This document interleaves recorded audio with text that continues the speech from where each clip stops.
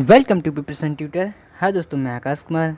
आज जो है आपके लिए जो है भारतीय अर्थव्यवस्था में जो है भारत की राष्ट्रीय आय के बारे में आपको बताना चाहूँगा। तो चलिए देखते हैं, शुरू करते हैं।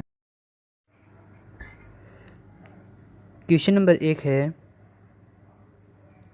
भारतीय आय में सर्वाधिक योगदान किस क्षेत्र का है। क्वेश्चन नंबर 1 जो है, भारतीय आय में सर्वाधिक योगदान किस क्षेत्र का है। तो इनमें से जो है ऑप्शन बी है, विनिर्माण क्षेत्र का। भारतीय आय में सर्वाधिक योगदान जो है विनिर्माण क्षेत्र का है। और आगे है क्वेश्चन नंबर 2, भारत की राष्ट्रीय आय का मुख्य स्रोत किस क्षेत्र का है। क्वेश्चन नंबर 2 है, भारत की राष्ट्रीय आय का मुख्य स्रोत किस क्षेत्र का है। तो इसका आंसर है ऑप्शन बी है, सेवा क्षेत्र। भारत की राष्ट्रीय आय का मुख्य स्रोत जो है सेवा क्षेत्र का है। और आगे है क्वेश्चन नंबर 3 है, क्वेश्चन नंबर 3 है, योजना काल में राष्ट्रीय आय में किस क्षेत्र का योगदान घटा है। क्वेश्चन नंबर 3 है, योजना काल में राष्ट्रीय आय में किस क्षेत्र का जो है योगदान घटा है। तो इनमें से जो है ऑप्शन ए सही है, कृषि का। योजना काल में राष्ट्रीय आय में जो है कृषि क्षेत्र का योगदान घटा है। और आगे है क्वेश्चन नंबर 4 है, यह है, वर्तमान में भारत की राष्ट्रीय आय किस क्षेत्र का जो है सर्वाधिक योगदान है। क्वेश्चन नंबर 4 है, वर्तमान में भारत की राष्ट्रीय आय में किस क्षेत्र का सर्वाधिक योगदान है। तो इनमें से जो है ऑप्शन डी है, सेवाएं। वर्तमान में जो है भारत की राष्ट्रीय आय में जो है सेवाएं क्षेत्र का जो है सर्वाधिक योगदान है। और आगे है क्वेश्चन नंबर 5 है, जैसे जैसे अर्थव्यवस्था विकसित होती है राष्ट्रीय आय में तृतीयक जो है क्षेत्र योगदान किस तरह का होता है। क्वेश्चन नंबर 5 है, जैसे जैसे अर्थव्यवस्था विकसित होती है राष्ट्रीय आय में तृतीयक क्षेत्र का योगदान किस तरह होता है। तो इनमें से जो है ऑप्शन सी है, बढ़ता जाता है। और आगे है क्वेश्चन नंबर 6 है, देश में राष्ट्रीय न्यायाधीश एनएसएस की स्थापना कब हुई। क्वेश्चन नंबर 6 है, देश में राष्ट्रीय न्यायाधीश एनएसएस की स्थापना कब हुई। तो इनमें से जो है ऑप्शन बी है, 1950 ईस्वी में। 1950 ईस्वी में देश में राष्ट्रीय न्यायाधीश जो है की स्थापना हुई। और आगे है क्वेश्चन नंबर 7, ये है, केंद्रीय सांख्यिकी संगठन जिसे कहते हैं सीएसओ की स्थापना कब हुई। क्वेश्चन नंबर 7 है, केंद्रीय सांख्यिकी संगठन की स्थापना कब हुई। तो इनमें से जो है ऑप्शन बी सही है, 1951 ईस्वी को। 1951 ईस्वी को जो है केंद्रीय सांख्यिकी संगठन की स्थापना हुई। और आगे है क्वेश्चन नंबर 8, यह है, राष्ट्रीय आय क्या है। क्वेश्चन नंबर 8 जो है, राष्ट्रीय आय क्या है। तो इनमें से जो है ऑप्शन बी सही है, उत्पादन लागत पर निबल राष्ट्रीय उत्पाद। राष्ट्रीय आय जो है उत्पादन लागत पर जो है निर्बल यानी कि निबल राष्ट्रीय उत्पाद है। और आगे है क्वेश्चन नंबर 9, यह है, भारत की राष्ट्रीय आय किसके द्वारा अनुमानित होती है। क्वेश्चन नंबर 9 है, भारत की राष्ट्रीय आय किसके द्वारा अनुमानित होती है। तो इनमें से जो है ऑप्शन सी सही है, केंद्रीय सांख्यिकी संगठन द्वारा। भारत की राष्ट्रीय आय जो है केंद्रीय सांख्यिकी संगठन द्वारा अनुमानित होती है। और आगे है क्वेश्चन नंबर 10, यह है, निम्न में से किसकी जो है प्रति व्यक्ति आय सबसे अधिक है। क्वेश्चन नंबर 10 है, निम्न में से किस राज्य की प्रति व्यक्ति आय सबसे अधिक है। तो इसका आंसर है गोवा। Option A, Goa. गोवा राज्य की प्रति व्यक्ति आय जो है सबसे अधिक है। और आगे है क्वेश्चन नंबर 11 है, बहुत सिंपल क्वेश्चन है, भारत में चालू मूल्यों पर जो है प्रति व्यक्ति न्यूनतम आय वाला राज्य है। क्वेश्चन नंबर 11 है, भारत में चालू मूल्यों पर प्रति व्यक्ति न्यूनतम आय वाला राज्य है। तो इनमें से जो है ऑप्शन ए सही है, बिहार। भारत में चालू मूल्यों पर जो है प्रति व्यक्ति न्यूनतम आय जो है वाला राज्य जो है बिहार है। और आगे है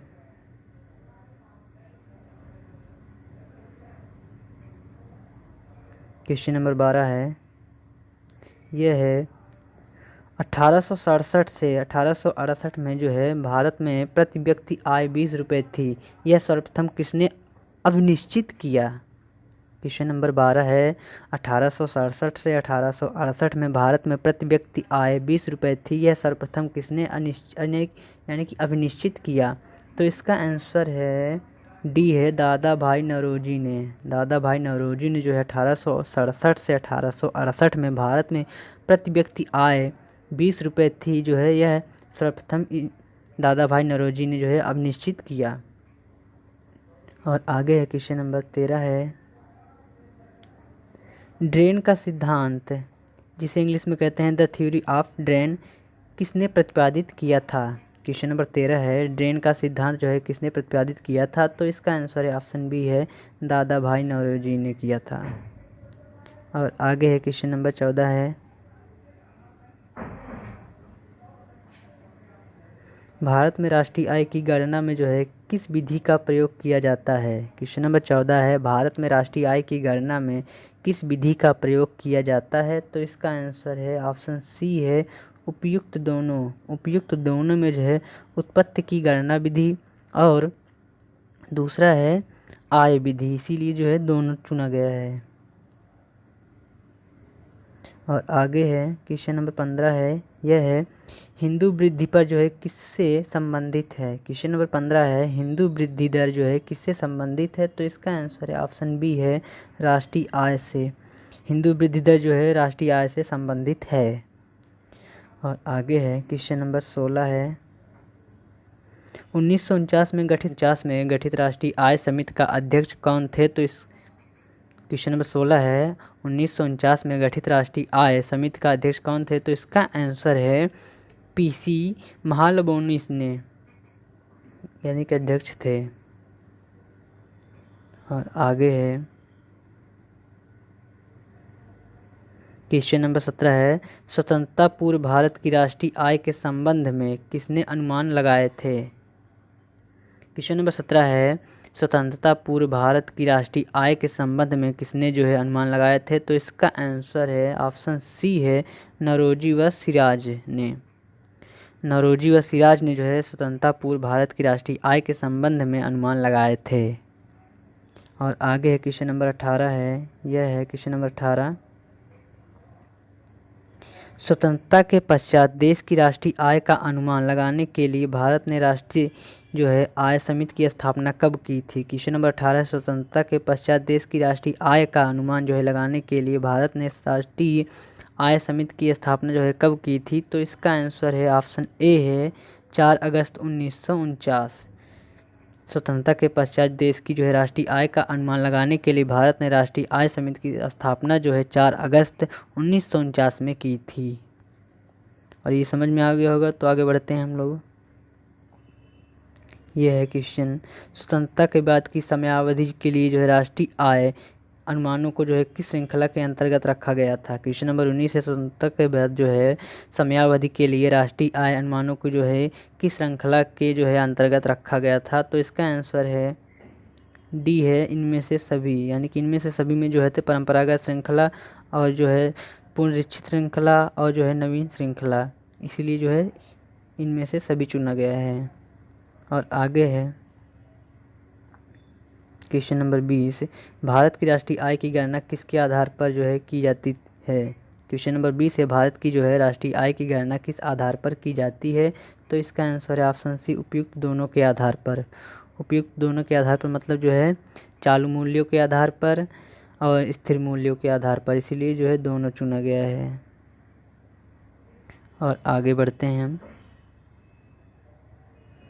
वर्तमान में राष्ट्रीय आय समकक्ष के आधार पर जो है किस आधार पर वर्ष पर की जा रही है। क्वेश्चन नंबर 21 है फिर से वर्तमान में राष्ट्रीय आय समंकों के आधार पर जो है समंकों की गणना के जो है किस आधार पर वर्ष पर की जा रही है, तो इसका आंसर है 2011 से लेकर 2012 तक जो है वर्तमान में राष्ट्रीय आय समंकों के गणना जो है इस आधार पर यानी कि इस वर्ष पर की जा रही है। और आगे है भारत में जो है राष्ट्रीय आय की सही संगणना जो है में आने वाली एक कठिनाई है। क्वेश्चन नंबर 22 है भारत में जो है राष्ट्रीय आय की जो है सही संगणना में आने वाली एक कठिनाई है, तो इसका आंसर है ऑप्शन ए है अमौद्रिक क्षेत्र का अस्तित्व। भारत में राष्ट्रीय आय की सही संगणना के में जो है आने वाली एक कठिनाई जो है अमौद्रिक क्षेत्र का अस्तित्व है। और आगे है क्वेश्चन नंबर 23 है भारत में राष्ट्रीय आय की सही संगणना जो है कौन सी समस्या सामने नहीं आती है। क्वेश्चन नंबर 23 है, भारत में राष्ट्रीय आय की सही संगणना में कौन सी समस्या सामने नहीं आती है। तो इसका आंसर है ऑप्शन ए है, पर्याप्त एवं सही सांख्यिकी विधियों की कमी, इसीलिए ये सही है। और आगे है क्वेश्चन नंबर 24 है, भारत में राष्ट्रीय आय का आंकलन सबसे पहले किसने किया था।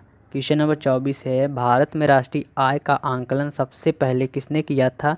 तो इसका आंसर है दादा भाई नौरोजी, यानी कि ऑप्शन ए है। भारत में राष्ट्रीय आय का आंकलन जो है सबसे पहले दादा भाई नौरोजी ने किया था। और आगे है क्वेश्चन नंबर 25, दादा भाई नौरोजी ने अपने धन का जो है पलायन सिद्धांत का किस पुस्तक में वर्णन किया है। क्वेश्चन नंबर 25 है, दादा भाई नौरोजी ने अपने धन का जो है पलायन सिद्धांत का किस पुस्तक में वर्णन किया है। तो इसका आंसर है ऑप्शन बी है, poverty and un British rule in India. दादा भाई नौरोजी ने अपने धन का पलायन सिद्धांत जो है poverty and un British rule in India पुस्तक में वर्णन किया है। और आगे है क्वेश्चन नंबर 26, यानी कि 26 है, भारत की राष्ट्रीय आय में सर्वाधिक योगदान किसका है। क्वेश्चन नंबर 26 है, भारत की राष्ट्रीय आय में सर्वाधिक योगदान किसका है। तो इसका आंसर है ऑप्शन सी है, तृतीय क्षेत्र। तृतीय क्षेत्र जो है भारत की जो है राष्ट्रीय आय में सर्वाधिक योगदान है। और आगे है क्वेश्चन नंबर 27 है, यह है, भारत की राष्ट्रीय आय में सबसे कम किस क्षेत्र का योगदान सबसे कम है। क्वेश्चन नंबर 27 है, भारत की राष्ट्रीय आय में सबसे कम किस क्षेत्र का योगदान सबसे कम है। तो इसका आंसर है क्वेश्चन नंबर यानी कि ऑप्शन ए है, 27 की ए है, प्राथमिक क्षेत्र। भारत की राष्ट्रीय आय में जो है सबसे कम जो है प्राथमिक क्षेत्र का योगदान है। और आगे है क्वेश्चन नंबर 28, यह है, भारत की राष्ट्रीय आय की गणना किसके द्वारा की जाती है। क्वेश्चन नंबर 28 है, भारत की राष्ट्रीय आय की गणना जो है किसके द्वारा की जाती है। तो इसका आंसर है ऑप्शन सी है, केंद्रीय सांख्यिकी संगठन। केंद्रीय सांख्यिकी संगठन जो है भारत की राष्ट्रीय आय की गणना इसी के द्वारा की जाती है, केंद्रीय सांख्यिकी संगठन द्वारा। और आगे है क्वेश्चन नंबर 29 है, किसी देश की आर्थिक वृद्धि का सर्वाधिक उपयुक्त माप है। क्वेश्चन नंबर 29 है, किसी देश की आर्थिक वृद्धि की जो है सर्वाधिक उपयुक्त माप है। तो इसका आंसर है ए है, सकल घरेलू उत्पाद, यानी कि जीडीपी।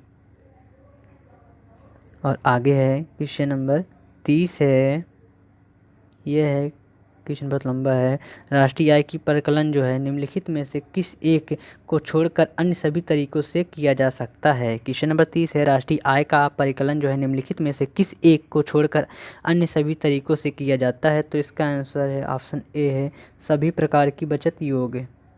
ऑप्शन ए है, सभी प्रकार की बचत का योग है इसका आंसर है।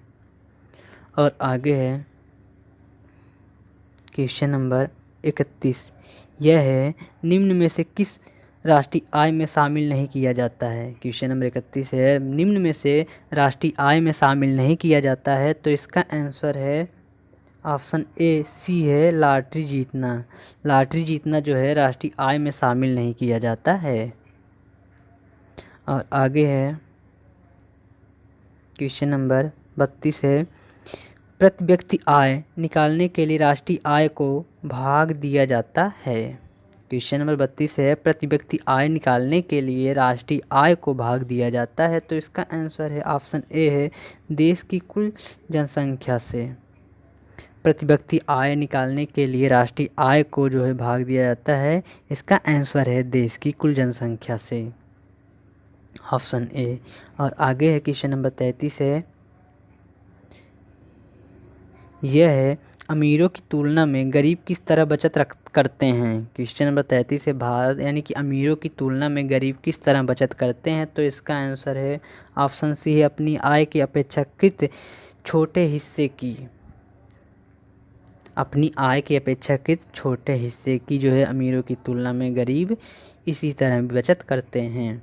और आगे है क्वेश्चन नंबर 34 है, यह है, भारत के सकल घरेलू उत्पाद में जो है नीचे दिए गए विभिन्न क्षेत्रों का योगदान कौन सा एक सही ह्रासमान क्रम है। क्वेश्चन नंबर 34 है भारत के जो है सकल घरेलू उत्पाद में नीचे दिए गए विभिन्न क्षेत्रों के योगदान का कौन सा एक सही ह्रासमान क्रम है। तो इसका आंसर है सेवा उद्योग कृषि, इसीलिए ये जो है सही क्रम है सेवा उद्योग कृषि। और आगे है क्वेश्चन नंबर 35 है, क्वेश्चन नंबर 35 है यह है भारत में स्थिर मूल्यों पर जो है सकल घरेलू उत्पाद जीडीपी के जो है प्राक्कलन के जो है लिए वर्तमान आधार वर्ष है। क्वेश्चन नंबर 35 है भारत में स्थिर मूल्यों पर सकल घरेलू उत्पाद के प्राक्कलन के लिए जो है वर्तमान आधार वर्ष है। तो इसका आंसर है 2011 से लेकर 2012, ये ऑप्शन डी सही है।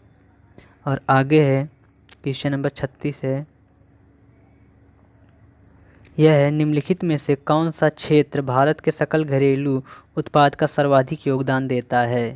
निम्नलिखित में से कौन सा क्षेत्र भारत के सकल घरेलू उत्पाद जीडीपी के जो है सर्वाधिक योगदान देता है। तो इसका आंसर है ऑप्शन सी है तृतीयक क्षेत्र, तृतीयक क्षेत्र जो है सही है ऑप्शन। और आगे है क्वेश्चन नंबर 37 है मूल्यह्रास किसके बराबर होता है। क्वेश्चन नंबर 37 है मूल्यह्रास किसके बराबर होता है। तो इसका आंसर है ऑप्शन ए है सकल राष्ट्रीय उत्पाद निबल राष्ट्रीय उत्पाद, ये जो है ऑप्शन ए सही है। मूल्यह्रास जो है सकल राष्ट्रीय उत्पाद निबल राष्ट्रीय उत्पाद के बराबर होता है।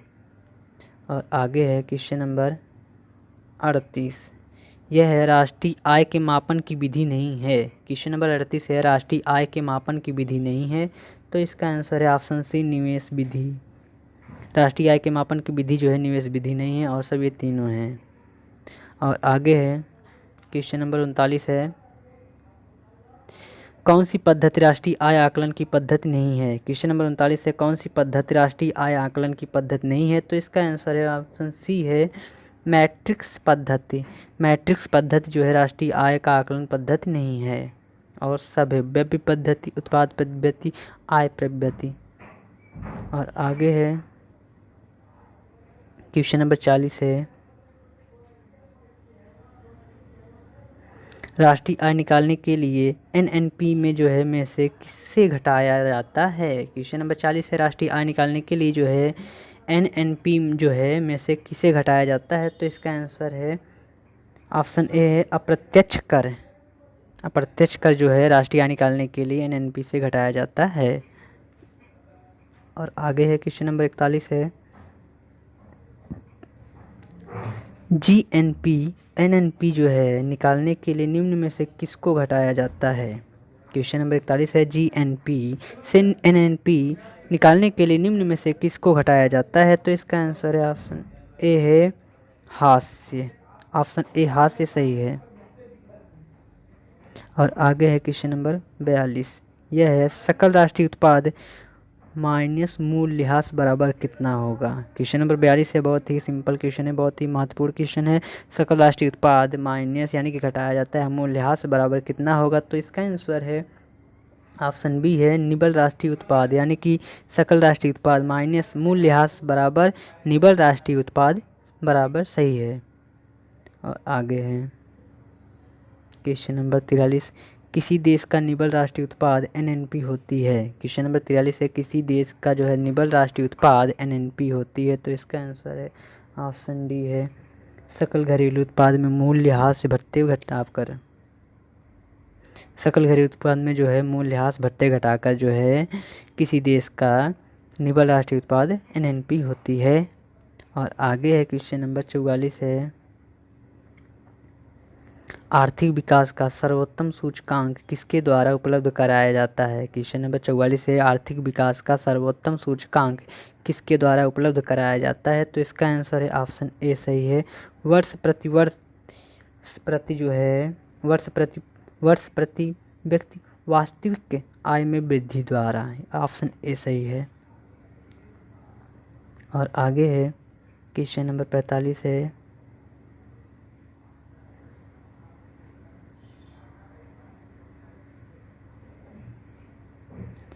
अंतर्राष्ट्रीय समुद्र पानी जिसे कहते हैं, भारतीय मछुआरों द्वारा पकड़ी गई मछली निम्न में से किसकी जीडीपी का हिस्सा होती है, यानी कि है।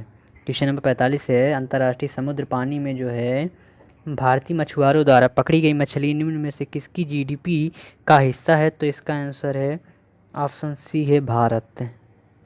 यानी कि अंतर्राष्ट्रीय समुद्र में जो है भारतीय मछुआरों द्वारा पकड़ी गई मछलियाँ जो हैं भारत का जो है जीडीपी का हिस्सा है। और आगे है क्वेश्चन नंबर 46 है, यह है आय विधि से राष्ट्रीय आय का आकलन करते समय निम्नलिखित में से किसको शामिल नहीं किया जाता है। क्वेश्चन नंबर 46 है, आय विधि में राष्ट्रीय आय का आकलन करते समय जो है निम्नलिखित में से किसको शामिल नहीं किया जाता है, तो इसका आंसर ऑप्शन डी है अवितरित आय। अवितरित आय को जो है आय विधि से राष्ट्रीय आय का आकलन करते समय शामिल नहीं किया जाता है, और जो है जिसको शामिल किया जाता है किराया, मिश्रित आय, पेंशन को जो है शामिल किया जाता है। और आगे है क्वेश्चन नंबर 47 से, ये क्वेश्चन बड़ा है इसलिए थोड़ा करके बढ़ाते हैं। राष्ट्रीय आय अनुमान की गणना करते समय निम्न में से किसको ध्यान में रखना अपेक्षित होता है। क्वेश्चन नंबर 47 है, राष्ट्रीय आय अनुमान की गणना करते समय निम्न में से किसको ध्यान में रखना जो है अपेक्षित होता है, तो इसका आंसर है ऑप्शन ए है निर्यात मूल्यों का जोड़ा जाना और आयात मूल्यों को घटाना जाना है। ऑप्शन ए सही है, निर्यात मूल्यों को जोड़ा जाना और आयात मूल्यों को घटाया जाना, ये जो है सही है ऑप्शन।